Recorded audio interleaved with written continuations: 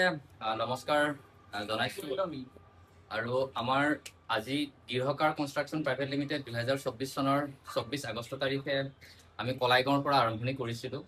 এটা খুব সৰু টিম আমি 2জন বা 3জন লগ হৈ আচলতে আৰম্ভণি কৰিছিলোঁ আৰু দীৰ্ঘকাৰ কনষ্ট্ৰাকশ্যন প্ৰাইভেট লিমিটেডৰ যেতিয়াৰ পৰা জন্ম হৈছে তেতিয়া মাত্ৰ আমি প্ৰথম বছৰটোত মাত্ৰ 7 লাখ টকাৰ এটা কাম আৰম্ভণি কৰি টংলাৰ পৰা আজি আমি প্ৰায় 20ৰ পৰা 25 কোটি টকাৰ কাম আমি এতিয়া কৰিবৰ কাৰণে সক্ষম হৈছোঁ। মাত্ৰ 2 বছৰ হোৱা নাই, 1.5 বছৰ সম্পূৰ্ণ হৈছে ইতিমধ্যে।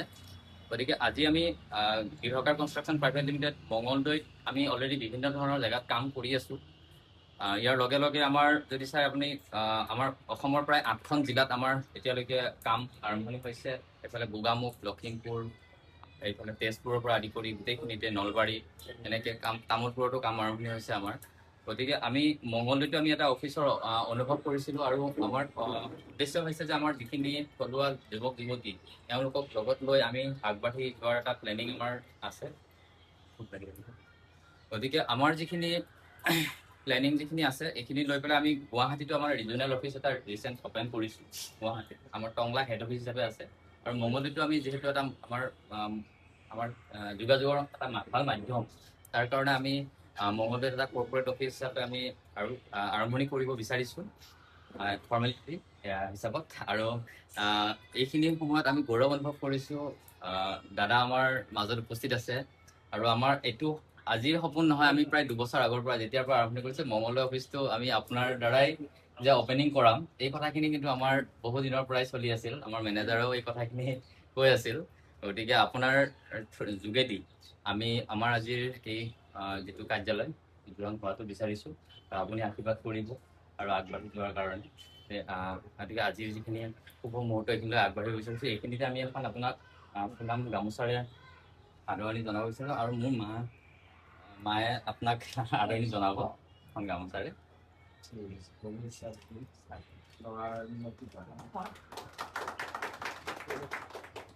আৰু গোটেই গৃহকাৰ কনষ্ট্ৰাকশ্যন ফেমিলিৰ তৰফৰ পৰা আপোনাক আমি অভিনন্দন জনাই আজি আমাৰ উদ্বোধনীখিনি কৰিবৰ কাৰণে অনুৰোধ জনাইছোঁ।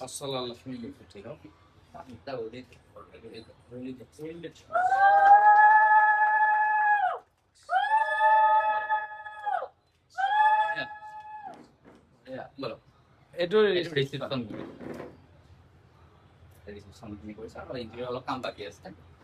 ল'ৰাখিনি গোটেইখিনি আহিলে ভিতৰত আছে।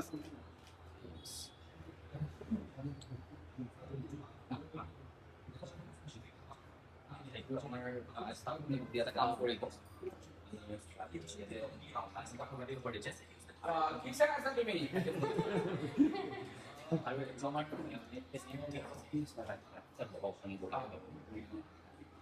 তুমিও আহি যোৱা। হয়, আহি যোৱা। ইয়াতে মেইন ছেটআপ অফিচ ঠিক আছে। আমি অফিচিয়েলি কথাখিনি কৰাৰ কাৰণে আমি ইয়াত প্লেনিংখিনি কৰিম। ধুনীয়া আছে অফিচ। ঘৰটো কাৰ? ঘৰটো এই পিছফালে আছিলে অলপ। একচুৱেলি এই পাৰ্টটোৰ অনাৰগৰাকী গুৱাহাটী থাকে। গোটেই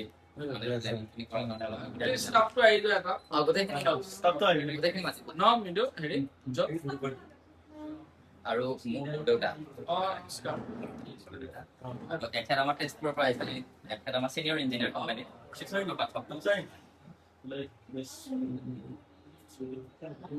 আৰু মোৰ প্ৰায় ফেমিলিৰ মানুহখিনি আছে। মোৰ গাঁৱৰ গোটেইখিনি ল'ৰা লগত আছে।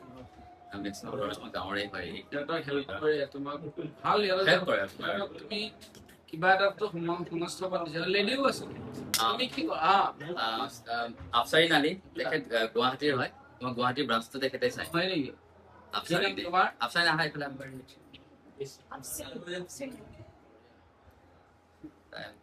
আৰ্কিটেক্ট হিচাপেও কাম কৰি আছে। আৰু আমাৰ গোটেইকেইটা ডিপাৰ্টমেণ্ট আছে। ফেব্ৰিকেটৰ আছে, প্লাম্বাৰ আছে, আমাৰ প্লাম্বাৰ আছে এই হৰেন্দ্ৰ চৌহান, উত্তম চৌহান, তেওঁলোক আমাৰ প্লাম্বাৰ হয়। ইলেক্ট্ৰিচিয়ানো আছে আমাৰ ইয়াতে।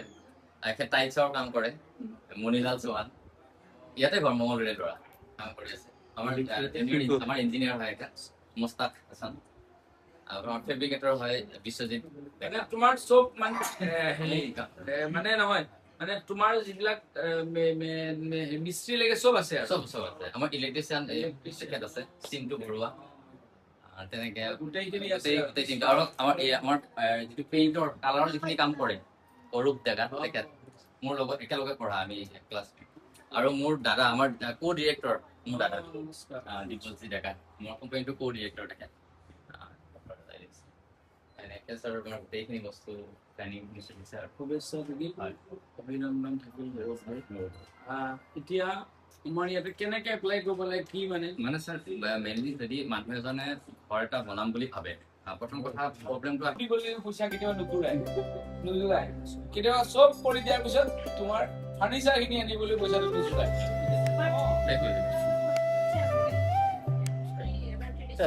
হয় নেকি?